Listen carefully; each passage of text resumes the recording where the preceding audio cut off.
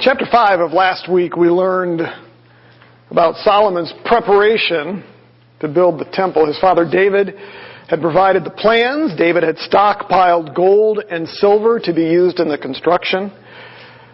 He had even had a relationship with Hiram, the king of Tyre, who helped build David's palace. And so, after David had given Solomon some instructions, Solomon now knew that it was time to proceed and to actually build the temple. So he contracted with Hiram to get the building supplies that he needed, the wood and the stone and some of the expertise. Remember that Hiram was a skilled craftsman. He was known throughout the ancient Near East as a master builder, constructed many buildings all over the ancient Near East. And so David had contracted with him to build his palace, and now Solomon had contracted with him to build the temple and his own palace. We also saw how Solomon put together a massive workforce of over 200,000 people, about 30-some thousand Israelites who served in shifts to go 10,000 in a month, and then about 170 or 180,000 Canaanite slaves that became a labor force for him, transporting stones and other things. And then we saw that it would take him about 7 years to build the temple. So today we're going to actually see that sort of start to kick off. We're going to look at three things in our outline today. The first is the construction of the temple. It actually ushered in a new era for Israel's history, and so we're going to look at it from that perspective. So the construction of the temple ushered in a new era in Israel's history. The second thing we're going to look at is the design of the temple, which reflected the splendor and majesty of God. There's a lot of details, and sometimes those details can get a little heavy, and you might be tempted, like me, to want to just skip over it, kind of like the genealogies and numbers. But it's there for a reason, so we're going to look at that. And then we're going to look at, ultimately, the purpose for the temple being useless without obedience. In other words, we're going to see the construction of the temple, the design of the temple, all the things that it represents, but then the way that the text passage kind of closes today is with a warning, if you will, or not so much a warning, but words from the Lord to Solomon. And without obedience, the temple is ultimately useless. And so that's the way we're going to close today. So let's look at the construction of the temple. We're going to look at just this very first verse, and it's amazing how much you can get out of one verse. Chapter 6, verse 1, it starts like this. Now it came about in the 480th year after the sons of Israel came out of the land of Egypt, in the 4th year of Solomon's reign over Israel, in the month of Ziv, which is the second month, and he began to build the house of the Lord. Some of you were alive during 9/11. Some of you... Is everybody here alive? No. Some of you came after 9/11. An interesting thing about 9/11 is that just that word, or that phrase, if you will, 9/11, it's kind of like a symbol. It kind of represents something, does it not? I mean, when you just hear that, it sort of stands out. Now, something that we oftentimes don't really think about is 9/11 itself actually ushered in a new era for the United States and how we dealt with terrorism. You know, for so long we had the bombing of the Twin Towers prior to 9/11 once before, and we had other terrorist attacks that would happen here and there. But after 9/11, we kind of shifted our perspective on dealing with terrorism, and it was to basically take the fight to them overseas. In fact, I don't remember if it was Bush or one of his advisors one time that said, it's much better for us to fight them over there than it is to fight them over here. And so we had things like the Iraq War and Afghanistan and some other things. And whether you agree or disagree with all that, the philosophy had sort of changed. It became a new era in how we were going to fight terrorism. And that was, we'll take it to them. Now again, whether that was the right decision or wrong decision, history will ultimately determine, and people have different opinions. But 9/11 ushered in a new era for the United States and how we handle terrorism. And oftentimes dates have a way of doing that. Dates are assigned to very specific times in history that sort of stand out. And so we see that actually here with verse 1, where the author here tells us something very specific about the start of the building of this temple. He says that it started in the 480th year after the sons of Israel came out of Egypt, in the fourth year of Solomon's reign, and then he even gives us the month. Ziv. And the question is, why would the author do that? Because he hasn't really done that so far. Well, what's interesting is there's a sort of pattern, if you will, in the Old Testament where dates are given at very significant times in history, and they serve a purpose. So, for instance, turn to Genesis chapter 7, verse 1. Genesis chapter 11,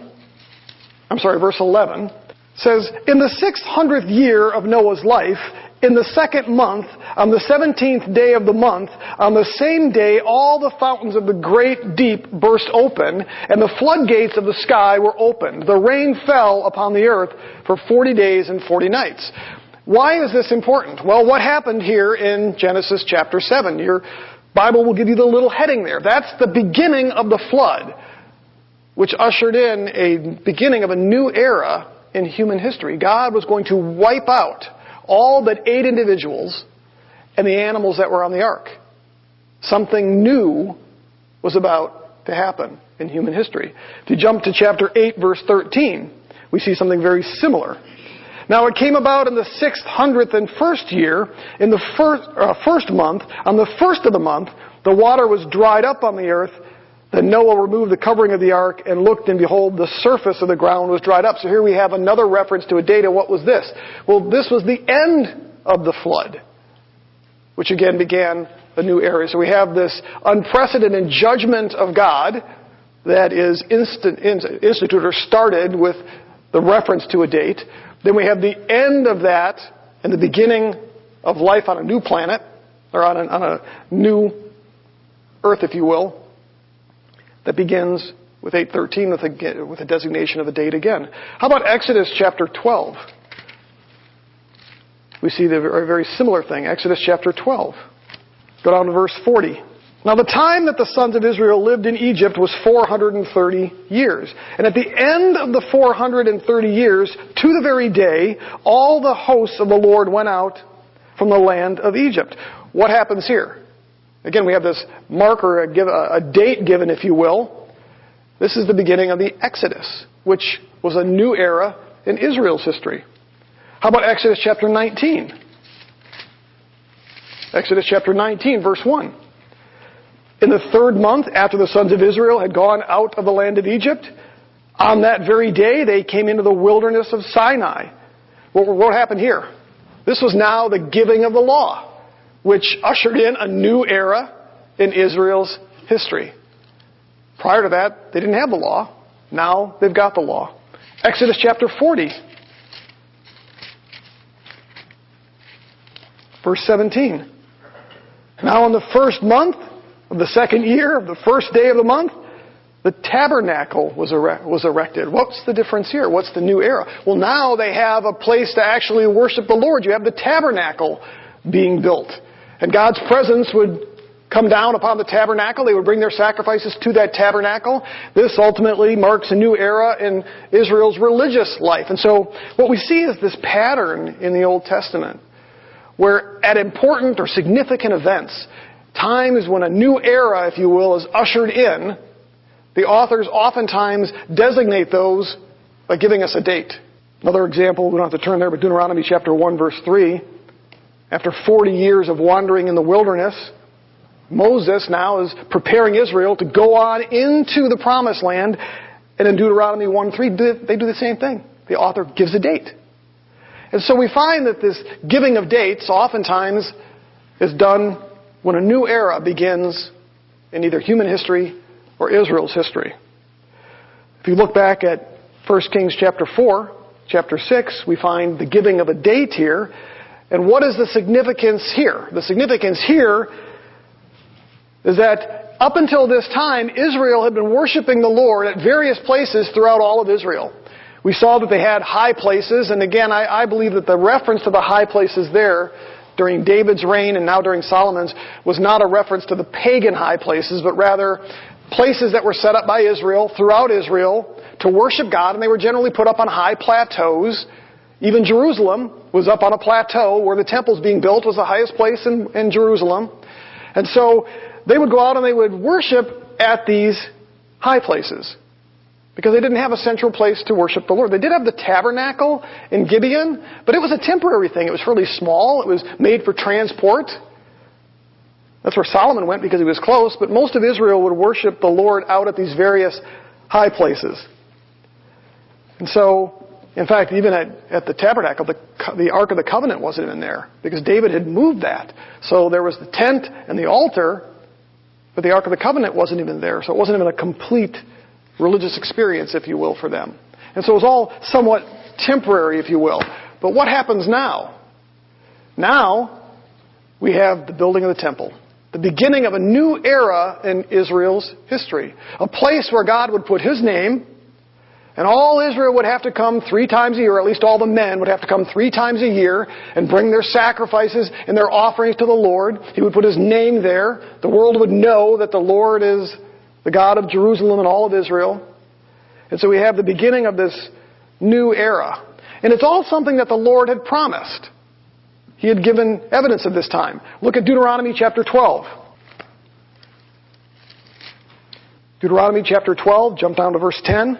When you cross the Jordan and live in the land which the Lord your God is giving you to inherit, and He gives you rest or peace from all your enemies around you, so that you live in security, then it shall come about that the place in which the Lord your God will choose for His name to dwell, there you shall bring forth all that I command you, your burnt offerings and your sacrifices, your tithes and your contribution of your land, or of your hand, and all your choice votive offerings, which you will vow to the Lord, and you shall rejoice before the Lord your God, you and your sons and daughters, your male and female servants, and the Levite who is within your gates, since he has no portion or inheritance with you.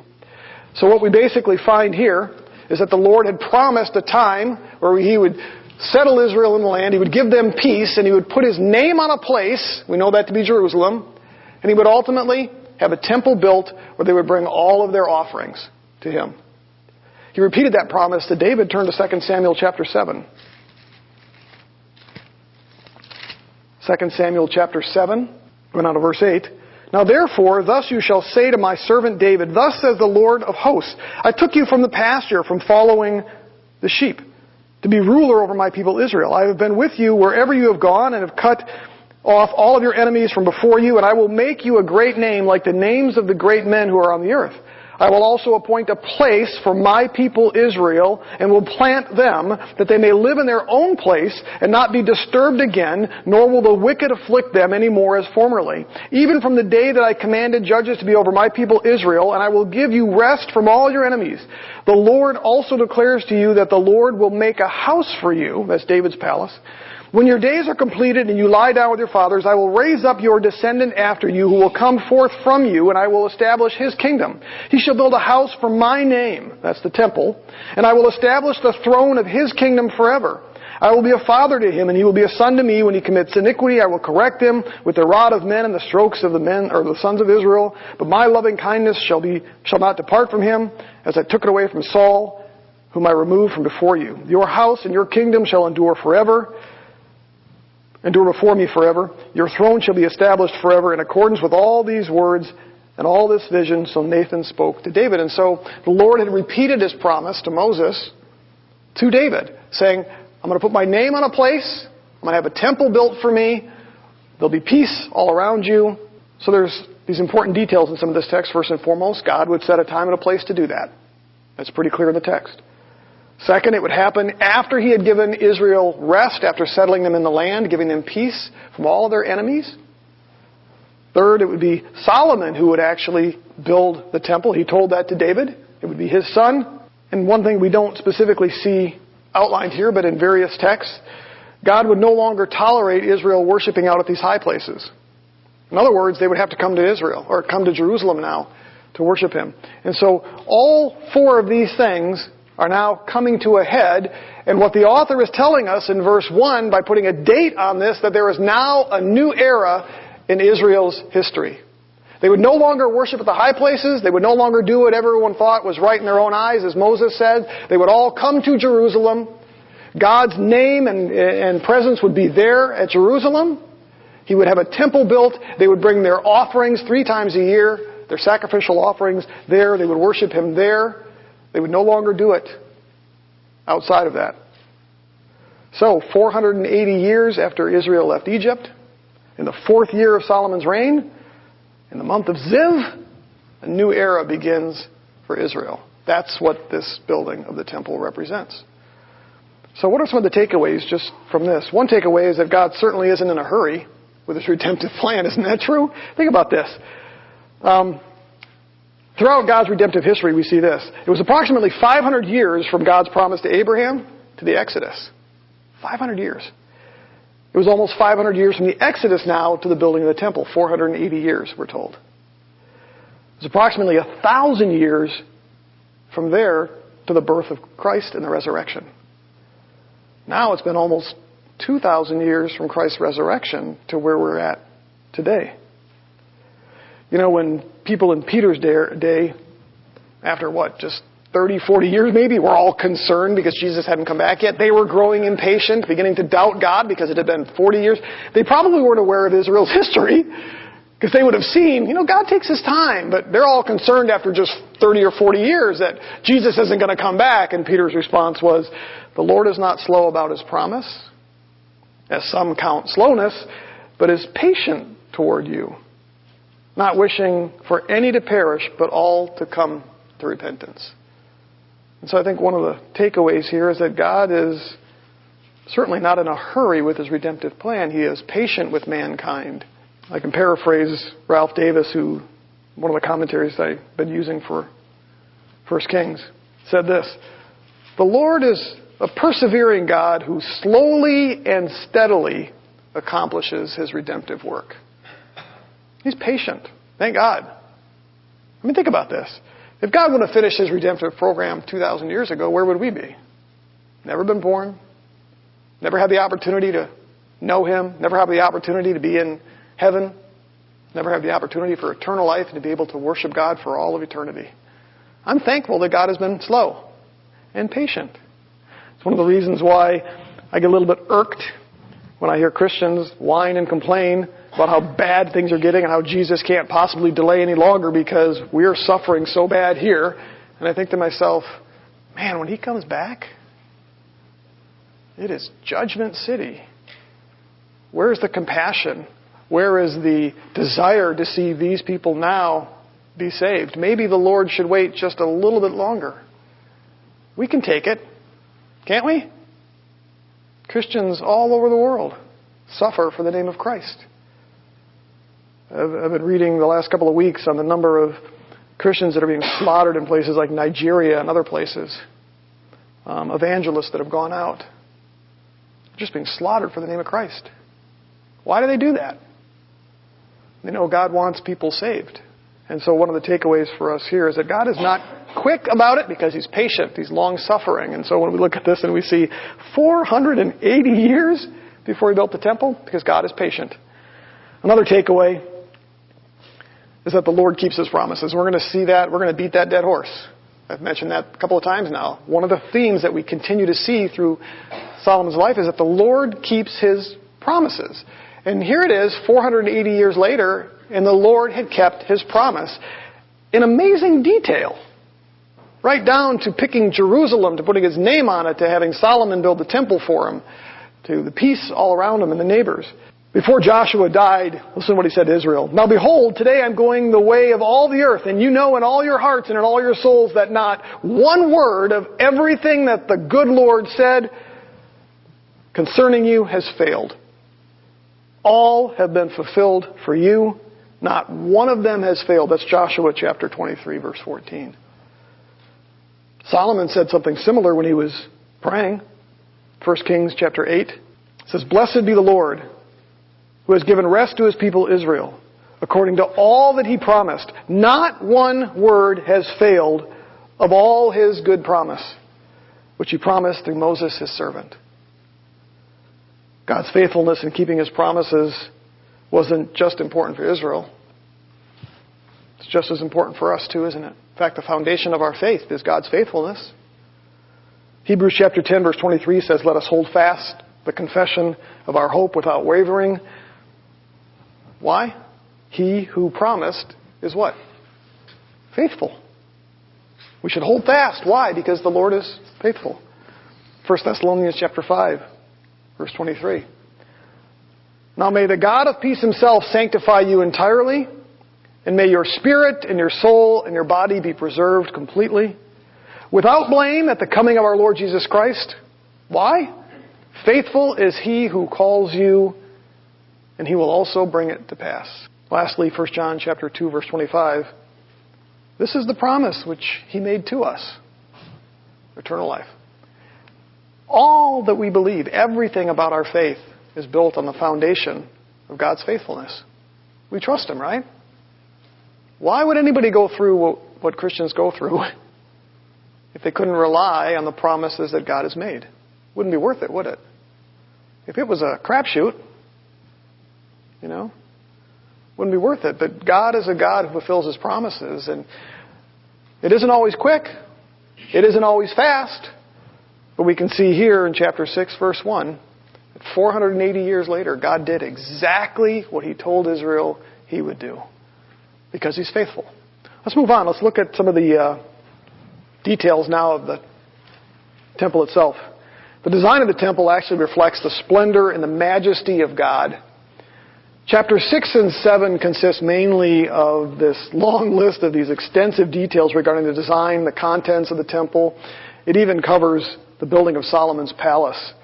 I mentioned already that if you're like me, you kind of tendency to skip over that. It's little pedantic details. And, maybe Dustin appreciates it because he's an architect. Some of the rest of us have trouble maybe putting all those pieces together and visualizing it. It's kind of like reading the genealogies and numbers, where it's like, is this necessary? But it's there for a reason, right? God puts it there for a reason for us. So we're going to go ahead and do that. What I'm going to do is I'm going to read through this. So hang in there with me as we read through it. And we'll see how it really represents the splendor of God. So let's look at chapter 6, verses 2 through 10. This describes the temple building itself. So verse 2 through 10. As for the house which King Solomon built for the Lord, its length was 60 cubits, and its width 20 cubits, and its height 30 cubits. The porch in front of the nave of the house was 20 cubits in length, corresponding to the width of the house, and its depth along the front of the house was 10 cubits. Also for the house he made windows with artistic frames. Against the wall of the house he built stories encompassing the walls of the house around both the nave and the inner sanctuary. Thus he made the side chambers all around. So there's chambers outside around the outside of the temple here.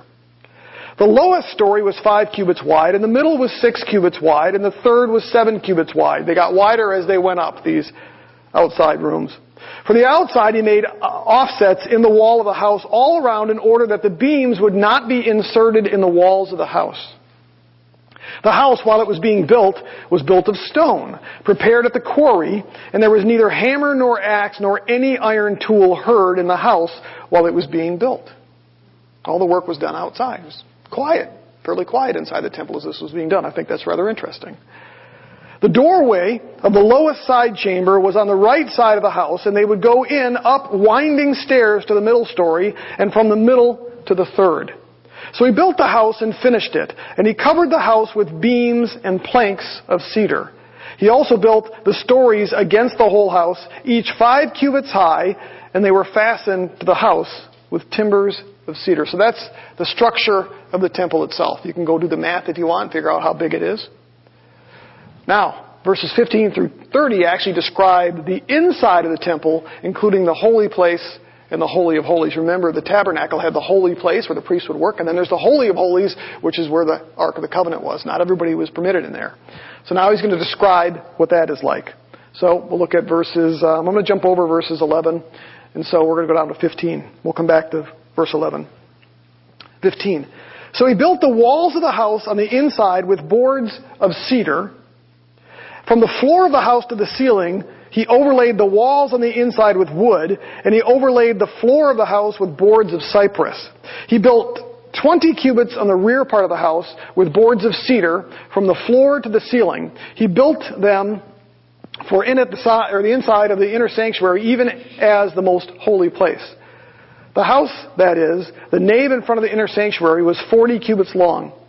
There was cedar on the house within, carved in the shape of gourds and open flowers, all was cedar. There was no stone scene. So all the stone is completely covered with cedar. Isn't cedar the stuff that smells really good? Like cedar chests? Can you imagine what that must have smelled like? I love the smell of cedar.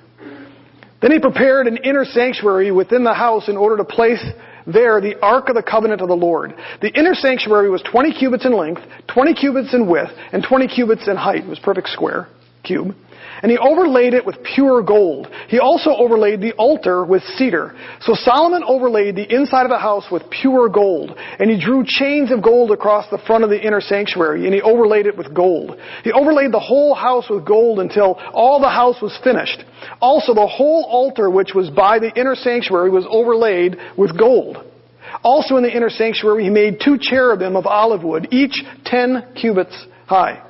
5 cubits was the one wing of the cherub, and 5 cubits of the other wing of the cherub, and the end of one wing to the other end of the wing were 10 cubits. The other cherub was 10 cubits. Both the cherubim were of the same measure and the same form. The height of the one cherub was 10 cubits, and the height of the other cherub.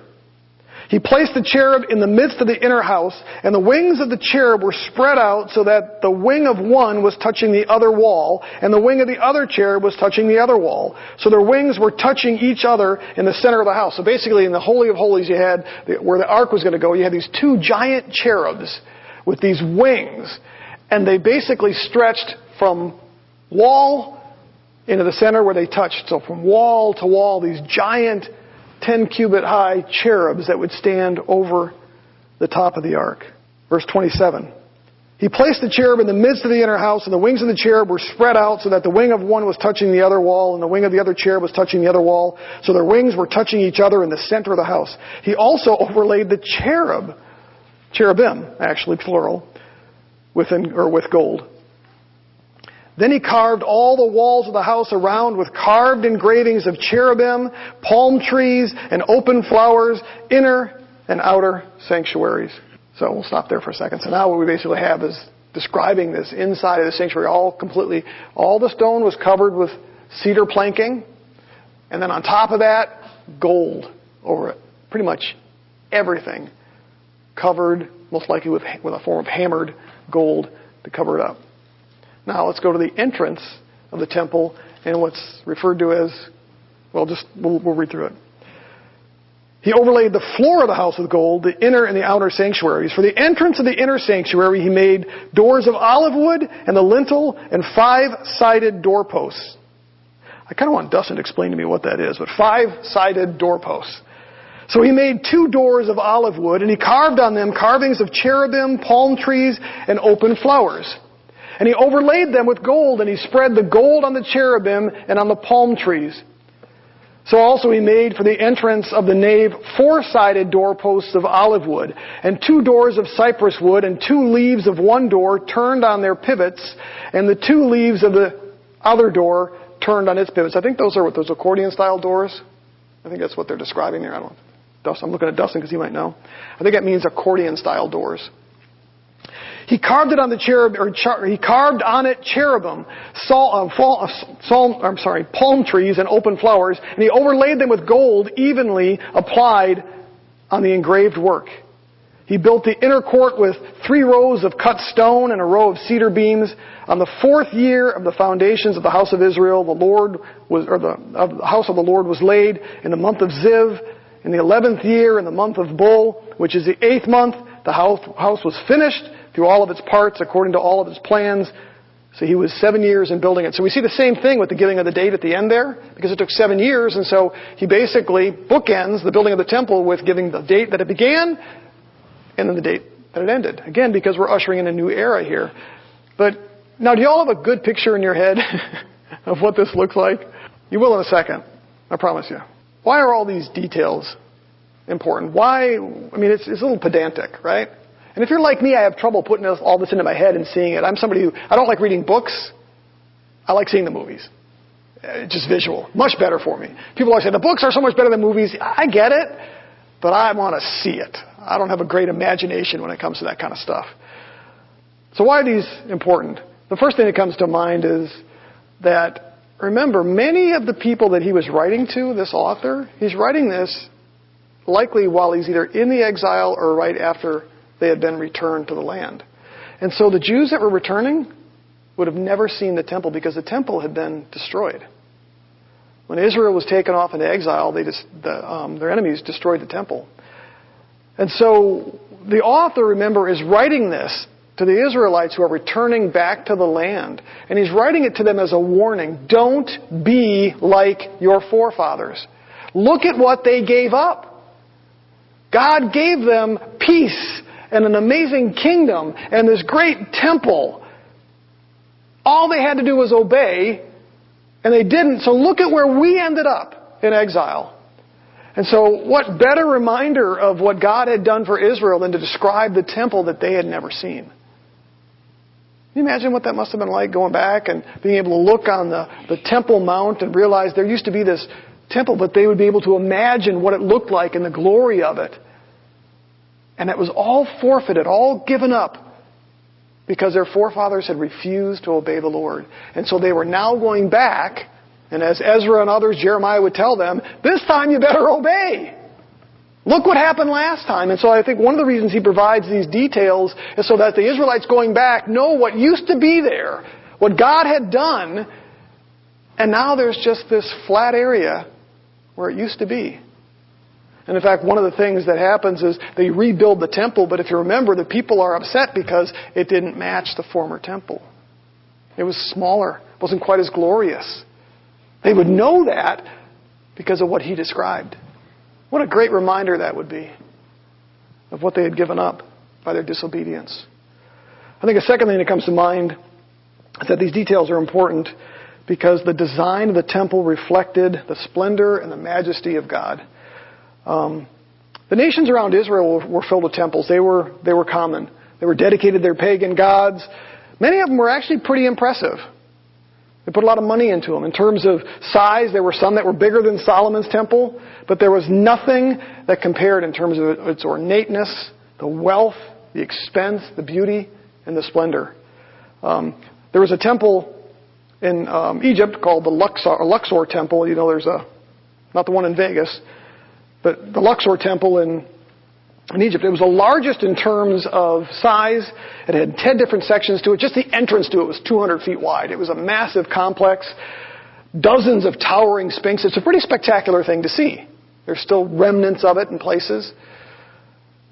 There's another temple in Tyre. Remember, Hiram came from Tyre. The temple to Melkart there was a pretty impressive temple.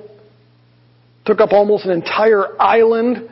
It was known for its 2 giant altars. One of them was made of pure gold, or one of them was overlaid with gold. The other one was made of green emerald, and they would put candles in it, and at night it would glow. Pretty impressive, right? But nothing compared to Solomon's temple when it was finished. Think about this for a second. One of the things that made Solomon's temple so impressive was the fact that everything was covered in gold. Imagine that for a second. There wasn't a little bit of gold here and there. I mean, poor little Melkart in his temple only had one altar covered with gold. The other one had to be made of emerald. Yeah, it was pretty cool looking, but it wasn't gold. Gold is mentioned 16 times in chapter 6 and 7. Walls, ceilings, doorposts, doors, even the floor were completely covered with gold. 2 giant cherubim that stood in the Holy of Holies were completely covered with gold. The furnishings were almost all gold. The altar, the candlestands, the tables, all gold. Even the utensils they used, most of them were gold, but there were some made of silver. That was the outlier. According to 1 Chronicles chapter 22, David left Solomon 100,000 talents of gold, which amounts to 3,000 tons or 6 million pounds of gold that David had accumulated and left for Solomon. He also left him 1 million talents of silver, which is 30,000 tons or 60 million pounds of silver. At today's prices, that would amount to about $180 billion of gold and silver that David left for Solomon. Now, it's not clear whether Solomon used all of that. In fact, he probably didn't, because at the end of the building, he moves some of the gold stores into the storage areas around the temple. So he probably didn't use all of that in the building of the temple. However, it does say 2 Chronicles chapter 3, verse 8, that he used 600 talents, which is about $10 billion worth of gold, on just the walls, ceiling, and floors in the Holy of Holies. So just on the walls, ceiling, and floor in the Holy of Holies, over $10 billion worth of gold. Now, the Holy of Holies was the smallest room. The holy place was significantly larger than that. And that also had the walls, the floor, the ceiling covered. You also had the cherubim that were covered. You had all the utensils. It's almost impossible to estimate the amount of gold that went into this temple, but most people believe that it probably, if you look at the 600 talents that were just used on a few items in there, if you do the math, I mean, we could be talking 80, 90, $100 billion worth of gold put into the temple. I don't think we have a way of even guessing what that must have been like to walk into a place like that. I think my eyes would freak out because of everything glittering and shining. I'm going to show you a video here that I think might help give you a picture of what it actually looked like. It's just an artist's 3D rendering to give us an idea of what this might have looked like. It's going to show us both the stuff on the outside, which we'll get to next week, but also give you a picture of what it probably looked like on the inside based on biblical details. So if you want to go ahead and just play that for us. It's about 3 or 4 minutes long.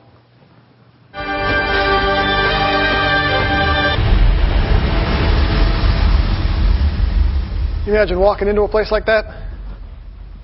Now, obviously, there's some artistic license in there, like we don't know exactly what the cherubim looked like, some of the other stuff, so there's some artistic license in there a little bit, but probably a pretty good depiction of what it must have been like. What's our takeaway from this? From our Christian mindset and our Christian perspective, we might wonder why God would endorse such extravagance. I mean, when we think about that, if you think about churches today, and, we sometimes see churches that, build these big, massive structures, and sometimes we kind of scratch our heads, and sometimes, we don't. Sometimes we look and go, no, it's modest, it looks great. And then other times, I think about was it Schuller who built the Crystal Cathedral, and so from our Christian perspective, sometimes we look at something like that and we wonder about the extravagance. Why would God do something like this? Why would he put that kind of money and gold and other things into it? But in the ancient Near East, the temples actually symbolized the nation's god or gods. It symbolized their presence among that nation. And so it was very, very common. And probably one of the best responses I've heard to this was by another commentator, Dale Davis. And he said it this way, I'll paraphrase him, but in a world filled with lavish temples built by kings to honor their pagan gods, why should God's house look like a discount store or something built with a government loan? I think he's right. Because the temple was supposed to display the splendor, the majesty, the goodness, the wealth, the power of God. And the temple did that. When people walked in, they would have been in awe. Solomon's temple was known all over the ancient Near East. Like I said, there was nothing as splendid as it. A lot of temples and stuff. A lot of nice-looking temples. But nothing compared to the temple here. And so Solomon's temple served the same purpose as these other temples, that it represented God's presence among Israel. But God, as the God of gods, the one true God, it makes sense that his temple would truly outshine other temples, that it would represent who he truly is. That's not the case for us today because we are the church. We don't have to build big buildings and big lavish things. Pastors don't have to have offices with 3 sides of windows all overlooking beautiful. I mean, that's not the way we operate today, But back then it was a significant thing for a temple like this to represent who God was, his majesty and his glory. And certainly this temple did it as you walked in. Now, one other thing I'll point out too is that we get into the details like this, and again, why they might be important. Most Israelites could never enter the Holy of Holies. And so this would have been their only picture into what it looked like inside the Holy of Holies, which is where God took up his presence. The priest high priest would get to go in. They'd tie a rope around him in case he died when he was in there. They could pull him out. But most Israelites never saw. They could see into the holy place, but they couldn't get into the Holy of Holies. And so this was their only picture of what that must have been like. So now let's get to the last few verses. You may have noticed that I skipped verses 11 through 14. It's because I wanted to save them for last, because I think they're probably the most important verses in this passage. We get caught up in the magnificence of the temple, the gold, the silver, even wonder what it must have been like to walk through those doors. But there's a profoundly simple lesson, and that's God reminded Solomon of during the building of the temple. I want you to read with me verses 11 through 14. Now the word of the Lord came to Solomon, saying, concerning this house which you are building, if you will walk in my statutes, and execute my ordinances, and keep all of my commandments by walking in them, then I will carry out my word with you which I spoke to David your father. I will dwell among the sons of Israel, and I will not forsake my people Israel. So Solomon built the house and finished it. What's the Lord say there? And this is at the beginning of the building of the temple. The Lord tells him, okay, you build this temple. If you walk in my ways, if you honor me, if you remain faithful, if you walk in obedience, then I will carry out my word that I told David.